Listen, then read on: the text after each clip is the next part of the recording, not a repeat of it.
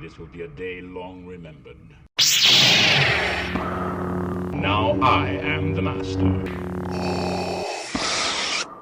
Welcome to another episode of Legends and Theories. And welcome to a review of the Silmarillion Illustrated Edition. And this is a really nice copy of the book, the most complicated of Tolkien's reads, which was actually finished by his son a few years after Tolkien's death, since Tolkien never got to finish this, although it was one of his goals in life to have this be published. So it is really interesting to see it for that perspective. And now looking at it, we can take a look at the maps. They both should be maps of Beleriand, and this one more or less serves as a sketch. And looking at it, yeah, it's a nice map. I don't know if this one is directly from J.R.R. Tolkien or Christopher Tolkien, but still, it's a nice map that just sketches out everything. And I'm assuming this is probably England up here, since it is a range of, I believe, 3 mountains. And just looking around the rest, it's sort of hard to tell stuff on here. So you can go move to the other map that's in the back of the book. And this map is a more detailed one. Taking a look at it, we'll take a look around. It doesn't look like Angband is being shown on this,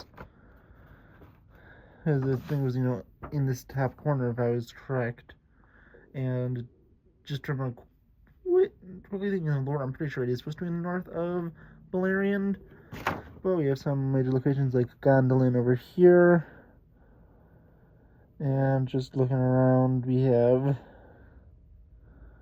Doriath over here, Dorthonion, and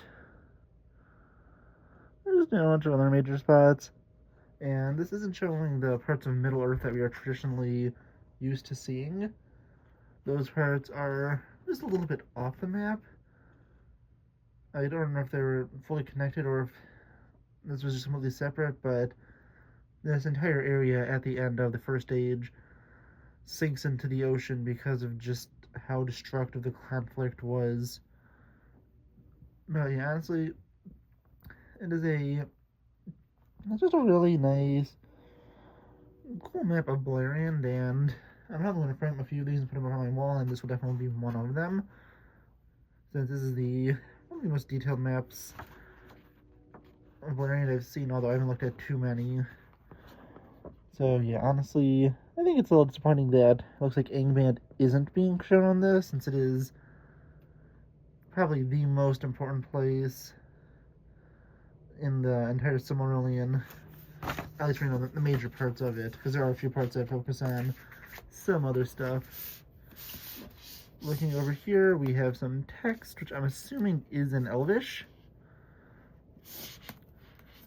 I do not know what it reads, but I really don't have the time to fully translate that. Now going to look at it, you can take a look at the table of contents. These two are the first 2 chapters that talk about the beginning of the world and how it was created by Iluvatar.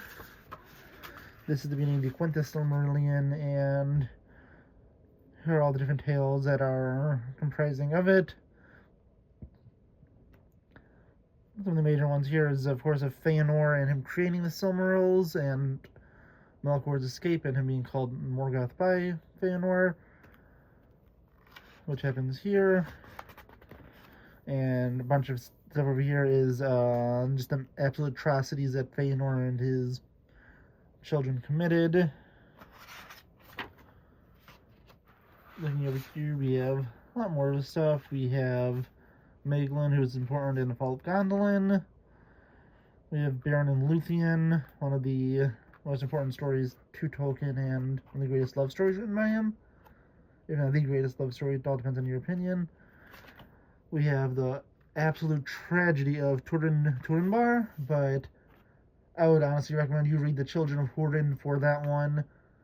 Just read. I'd say you listen to the audiobook that was read by Sir Christopher Lee. It was absolutely amazing, and it takes this, which is about like 40 or 50 pages, and it spreads it into a full book.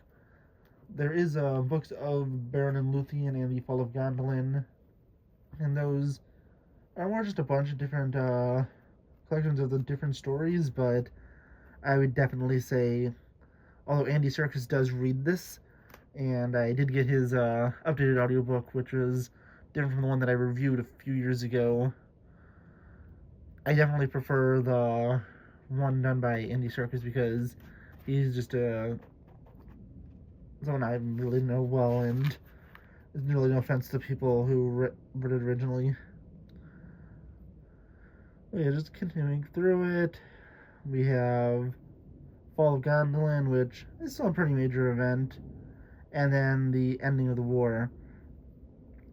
Finally, these two are about the Fall of Numenor, and this one's specifically about the Fall of Numenor, and this one's about just really everything that happened between the Second Age and Third Age. This is where a lot of the information for Rings of Power was taken. That and the I can't think of it, appendix either B or C of the Lord of the Rings. And then there's just a bunch of different like family trees and stuff. Now looking over here, there's some interesting things where you have all the illustrations. I'm not going to be looking at all of them, but it still is a pretty interesting to look through.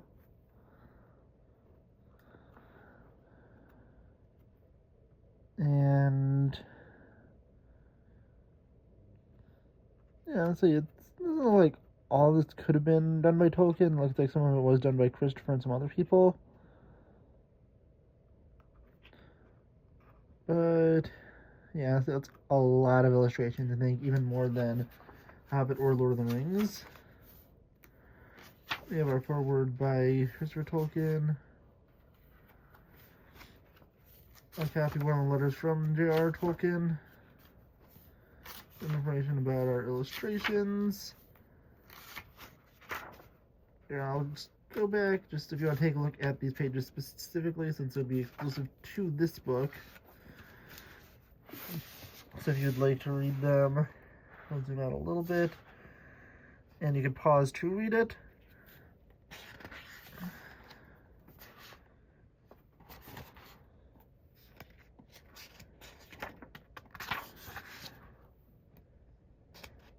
And obviously I'm not going to be doing this for every part. I'm just going to do on this part specifically if you want to know more about the illustrations.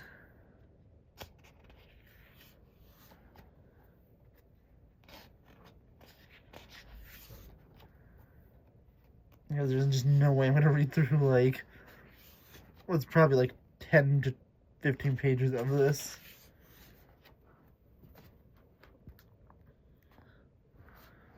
So yeah, see, just some interesting stuff. And looking at this, that's interesting. We have a first shot of one of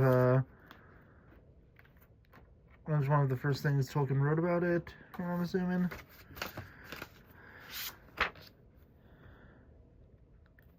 I'm gonna look through these first few chapters to see anything interesting about the creation of the world, and then I'll be jumping through it mainly and looking through myself.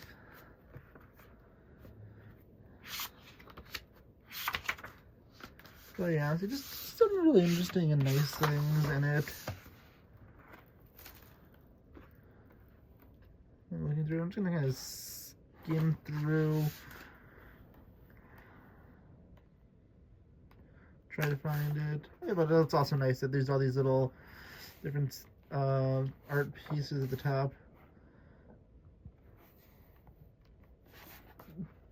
We do have another one. Yeah, these seem more like don't seem as detailed as some of the Lord of the Rings ones, mainly because it's probably based on Christopher, based on his father's works or stuff done in Tolkien's later life. Oh, there are some really nice ones like this, but it looks like a lot of them were just or more like simple paintings to try and get the feel of it. But yeah, honestly.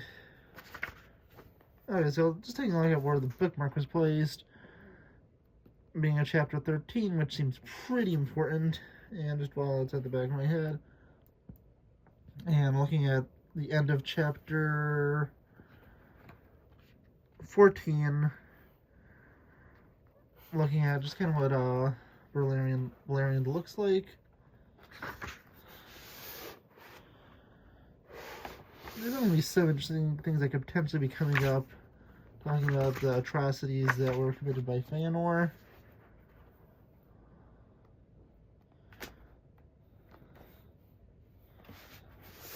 Here's another map of Valerian. And looking here.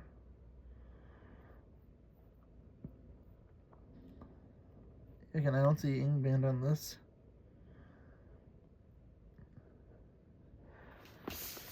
So I'm curious if there are any drawings of that fortress.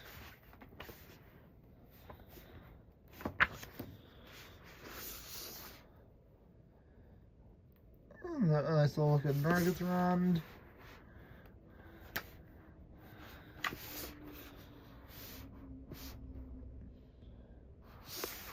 Some nice trees. Yeah, I'm just gonna kind of skim through this, see if there's any interesting art. Nice look at Sirion. I'm surprised I was able to get through so much of this without being interrupted, but let's keep going through.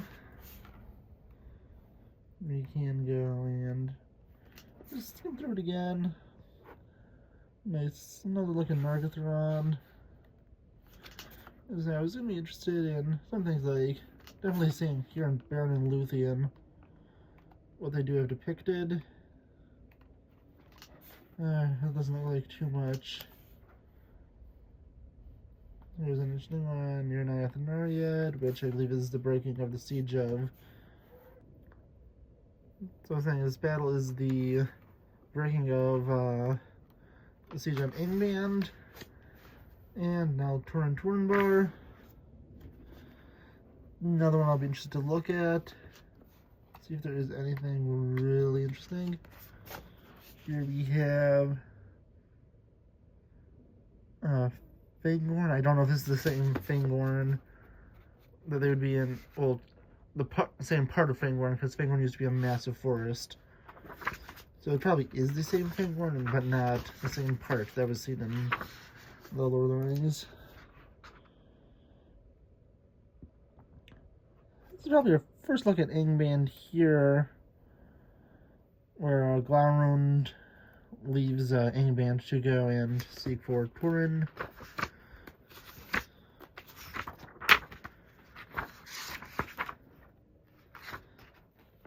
There's nothing more from the Tale of Turin, not even his sword. And we're at the Ring of Doriath. Maybe we could get a image of the Naglomir, and we don't. Fall of Gondolin. Nice way to get a picture of Gondolin. Okay, Fall of Gondolin, looking through this. Nothing too much for that.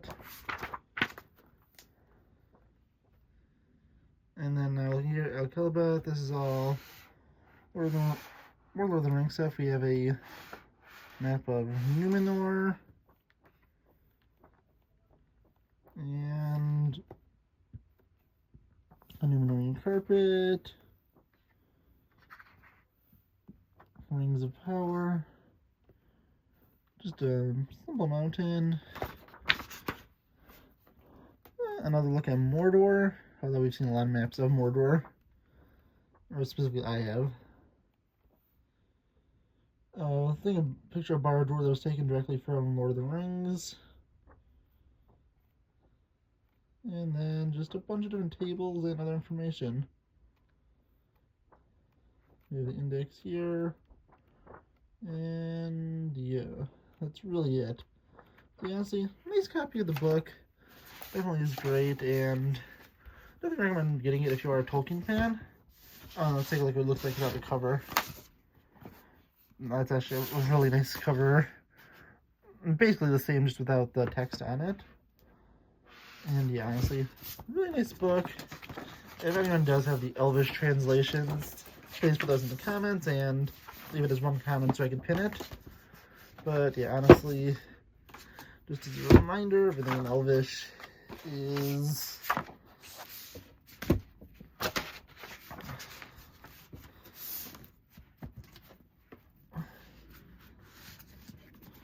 right here. Don't know which way that's supposed to be written. And on the top and bottom. So yeah, honestly, I'm on True Think. Please let me know in the comments, and I'll see you next episode of Legends and Theories. Thank you for watching this episode of Legends and Theories. Please subscribe, like the video, share the video, leave a comment, check out the video on screen, and may the Force be with you.